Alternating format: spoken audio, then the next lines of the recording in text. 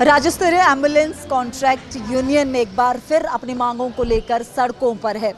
108 और 102 की सेवाएं इस वजह से प्रभावित हो रही हैं और इसकी वजह से जो लोग हैं उन्हें भी काफ़ी दिक्कतों का सामना करना पड़ रहा है। अगले 5 दिनों तक ये यूनियन अपनी मांगों को लेकर सचिवालय के बाहर प्रदर्शन करने जा रहा है और इसे लेकर जो कर्मचारी है उनका ये कहना है कि लंबे समय से जो उनकी मांगे हैं उसको सरकार द्वारा पूरा नहीं किया जा रहा है। इससे पहले भी कई बार वो अपनी मांगों को लेकर सड़कों पर उतर चुके हैं। उनके द्वारा ये भी दावा किया जा रहा है कि करीब 15 दिन पहले सरकार को इस हड़ताल के बारे में सूचित कर दिया गया था, लेकिन सरकार की तरफ से कोई भी नुमाइंदा उनसे बातचीत करने के लिए आगे नहीं आया और ना ही किसी तरह का इनिशिएटिव सरकार की तरफ से इस ओर लिया गया है।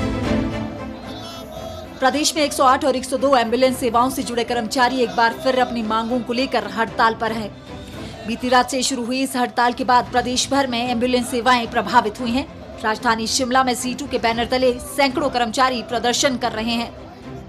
कर्मचारियों ने ऐलान किया है कि अगले 5 दिनों तक वो हड़ताल पर रहेंगे और सरकार के समक्ष अपनी मांगों को मजबूती से रखेंगे।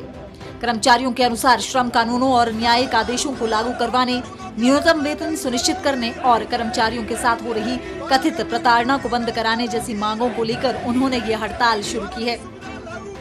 प्रदेश में तत्काल चिकित्सा स्थिति में 108 एम्बुलेंस तो वहीं गर्भवती महिलाओं और नवजात शिशुओं के लिए 102 एम्बुलेंस सेवाएं देती हैं। वर्तमान में प्रदेश भर में 1250 के करीब एम्बुलेंस कर्मचारी कार्यरत हैं। 108 एम्बुलेंस के तहत 243 गाड़ियां हैं, जबकि 102 एम्बुलेंस के तहत 110 गाड़ियां पंजीकृत हैं। इसके अलावा राजधानी शिमला में 108 एम्बुलेंस सेवा के तहत कुल 31 गाड़ियां अपनी सेवाएं दे रही हैं। इसके अलावा उनके मुताबिक उन्हें कंपनी प्रबंधन द्वारा मानसिक रूप से प्रताड़ित भी किया जाता है।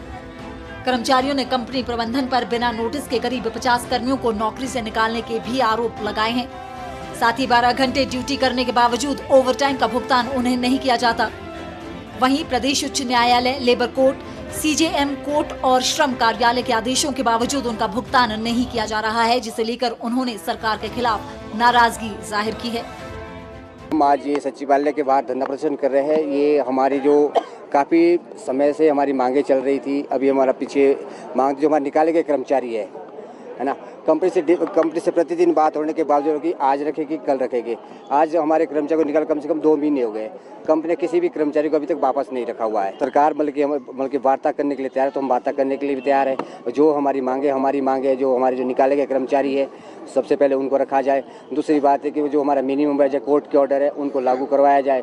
और मेन बात यह है कि जब कंपनी इतना हमारे कर्मचारी को प्रताड़ित कर रही है तो कंपनी ऐसी कंपनी को ब्लैकलिस्ट क्यों नहीं कर लेते। अभी तक सरकार की ओर से कोई पहल नहीं हुई है। जो हमने इनको डिमांड लेटर दिया है, स्ट्राइक का नोटिस दिया है, वो है 11 अप्रैल 2026 सुबह 8 बजे तक।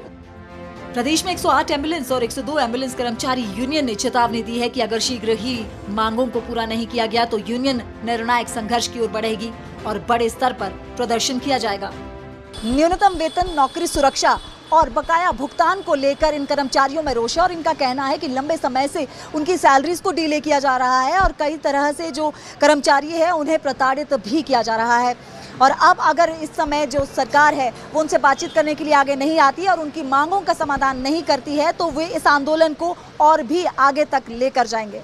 कैमरा पर्सन जयप्रकाश के साथ डीडी न्यूज़ के लिए प्रियंका गौतम।